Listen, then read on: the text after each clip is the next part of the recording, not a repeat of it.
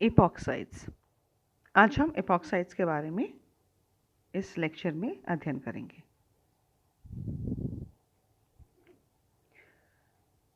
Epoxides are a type of ether, we can say that. 3 सदस्यीय वलय यानी 3 membered ring जिसमें कि एक ऑक्सीजन उपस्थित हो, बाकी 2 जो हैं वो कार्बन एटम्स हों, यानी 3 सदस्यीय वलय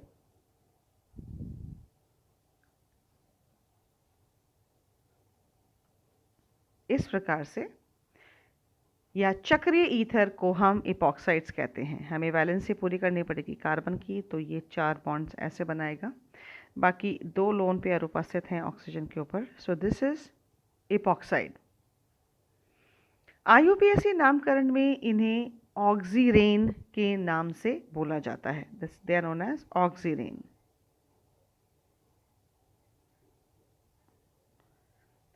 सरलतम इपॉक्साइड का साधारण नाम एथिलीन ऑक्साइड है। So this is ethylene oxide if I put hydrogen atoms here. So this is the simplest epoxide and इसका नाम है ethylene oxide. Now let us talk about synthesis of epoxides.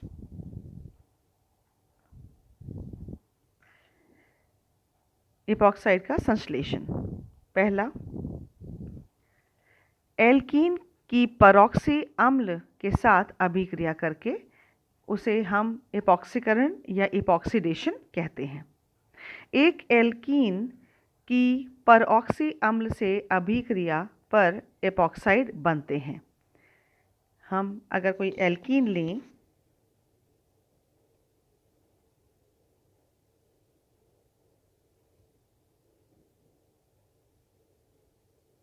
और उसके ऊपर अगर अभिक्रिया हम करवाते हैं किसी परऑक्सी एसिड का,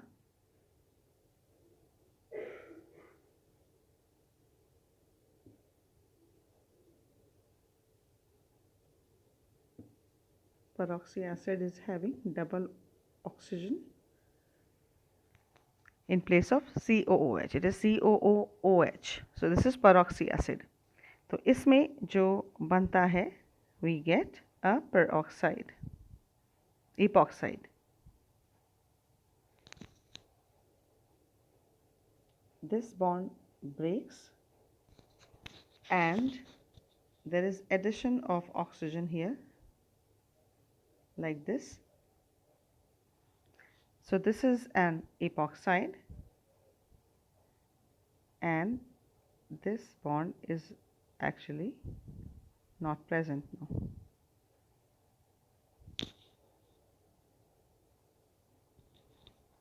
And what is happening, जो इसमें एक एक्स्ट्रा ऑक्सीजन है परऑक्सी एसिड या परऑक्सी अम्ल में, तो वो ऑक्सीजन यहाँ आके जुड़ जाता है and we get this structure.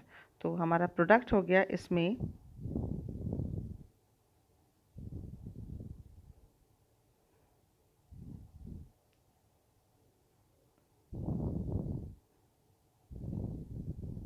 यहाँ ऑक्सीजन जोड़ा है। So this is an epoxide, और जो रेस्ट बचेगा वो यहाँ से ऑक्सीजन निकल जाएगा। तो we just have to remove 1 oxygen from here.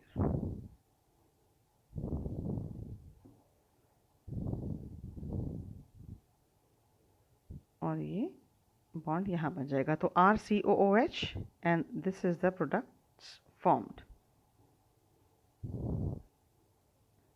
तो साधारणतया परऑक्सी एसिटिक अम्ल यानी CH3COOH एवं परऑक्सी बेंजोइक अम्ल यानी C6H5COOOH आदि को हम प्रयुक्त करते हैं। यानी इस R की जगह पर, इस R' की जगह पर we can either have CH3 या फिर C6H5। अगर CH3 उपस्थित है तो ये परऑक्सी एसिटिक अम्ल कहलाएगा, और अगर C6H5 है तो परऑक्सी बेंजोइक अम्ल कहलाएगा। और विलायक के रूप में हम इसमें डाइक्लोरोमीथेन या क्लोरोफॉर्म लेते हैं। तो हम इसका ये तो हमने जनरलाइज्ड इक्वेशन देखा है। अब हम देखते हैं एक उदाहरण जिसमें हम किस प्रकार से एक इपॉक्साइड बना सकते हैं।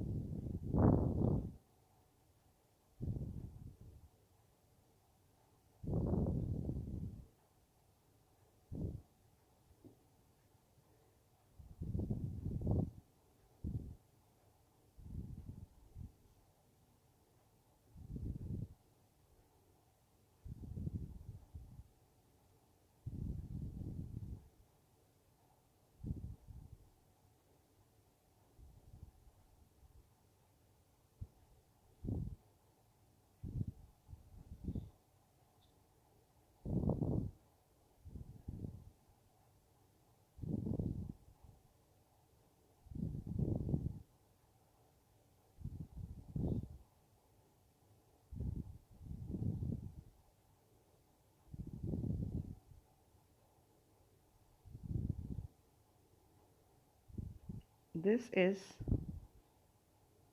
a 1-dodecene.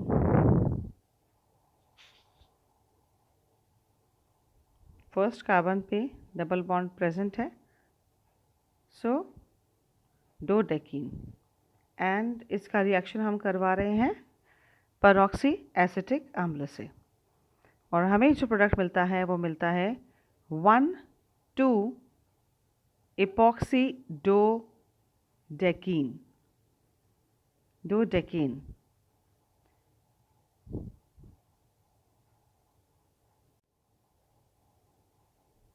ये एल्कीन का परऑक्सी अम्ल से एपॉक्सीकरण द्विबंध पर समपक्ष योग यानी सिस एडिशन करवाता है। यानी this is a cis addition, दोनों कार्बन के एक ही साइड में ऑक्सीजन जुड़ रहा है।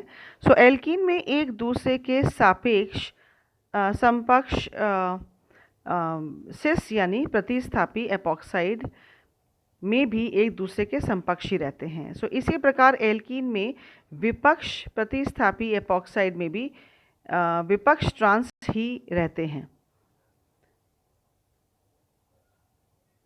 सो समपक्ष, इसका अपन उदाहरण लेते हैं जो अभी हमने देखा है।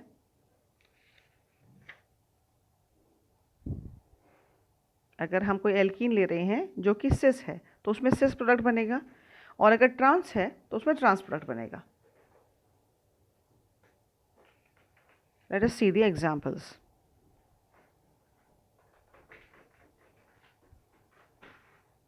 इधर R है, इधर भी R है, तो ये R सेम साइड में है तो ये सिस है। तो ये जो बॉन्ड ब्रेक होगा, this is for we are taking the cis. अभी इसका देखेंगे हम किस प्रकार से अभिक्रिया करेगा। और R C और ये ऑपोजिट साइड में होंगे तो ये ट्रांस है, तो यहाँ पर ये H और ये H। अब जो बॉन्ड ब्रेकिंग होती है वो यहाँ से ब्रेक होगी, इधर से ब्रेक होगी, तो इधर ऑक्सीजन जुड़ेगा और इधर भी इसी प्रकार से ऑक्सीजन जुड़ेगा। यानी सिस प्रोडक्ट सिस रिएक्टेंट सिस प्रोडक्ट देगा, और जो ट्रांस है वो ट्रांस प्रोडक्ट ही देगा। So there will be no changes in it. So समपक्ष 2-ब्यूटीन से अगर हम समपक्ष 2,3 डाइमेथिल ऑक्सीरेन और विपक्ष 2-ब्यूटीन से विपक्ष 2,3 डाइमेथाइल ऑक्सीरेन बनता है, जबकि ये तब है जबकि हम R की वैल्यू यहाँ पर CH3 लेते हैं दोनों में। तो दैट इज समपक्ष 2-ब्यूटीन बनता से हमें समपक्ष 2,3 डाइमेथिल ऑक्सीरेन मिलता है, और जो विपक्ष है विपक्ष 2-ब्यूटीन है उससे हमें विपक्ष ही मिलेगा। एक और उदाहरण हम लेते हैं, विपक्ष 1,2 diphenyl ethene.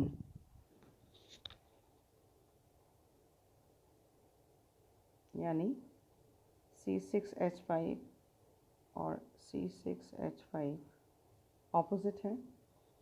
This is trans यानी कि विपक्ष 1,2-डाइफेनिल एथीन। इसका हम रिएक्शन करवाते हैं यदि परऑक्साइड से या परऑक्सी एसिड से, तो इसमें जो हमें प्रोडक्ट मिलेगा वो भी हमें ट्रांस ही मिलेगा। ये बॉन्ड ब्रेक होगा,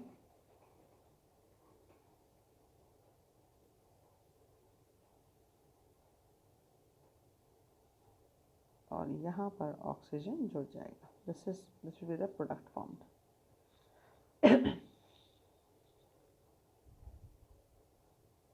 नेक्स्ट एग्जाम्पल,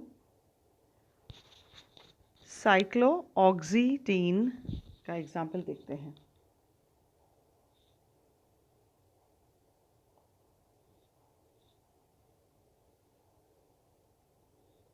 एंड इसका अगर रिएक्शन करवाते हैं हम पर ऑक्सी एसिड से तो ये बॉन्ड ब्रेक होगा,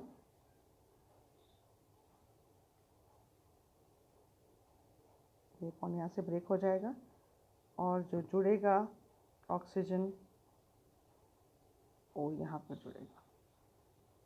So this is 1,2-epoxycyclooctane.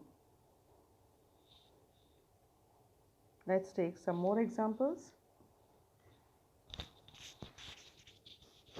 I think we have taken cis, trans both, and we have also taken a cyclic compound. Cyclic ene हमने ले लिए. So let us talk about the mechanism first.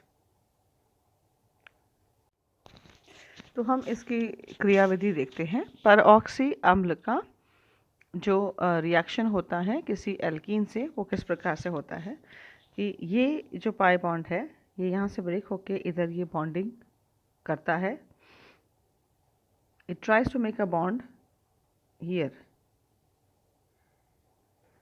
This bond is making, then यहाँ से ये bond break होना का शुरुआत होती है और it tries to make a bond with this hydrogen atom, और एक प्रकार से ये साइक्लिक बनता है और यहाँ पर ये भी बॉन्ड ब्रेकिंग स्टार्ट हो जाती है। Now this bond is coming, ये यहाँ से ये टूट रहा है लेकिन और इधर यहाँ से ये बनना शुरू हो रहा है, right. And in this case क्योंकि यहाँ पे ये टूट रहा है तो ये इधर की साइड में बनना शुरू हो जाएगा। So what actually happens is there is a breaking from here and here, and we get, now this is also broken, so we have carbon, oxygen, carbon इस तरीके से, और ये हमें इपॉक्साइड मिल जाएगा। बाकी ये जो है CH3COOH एक ऐसा बाय प्रोडक्ट मिल जाएगा।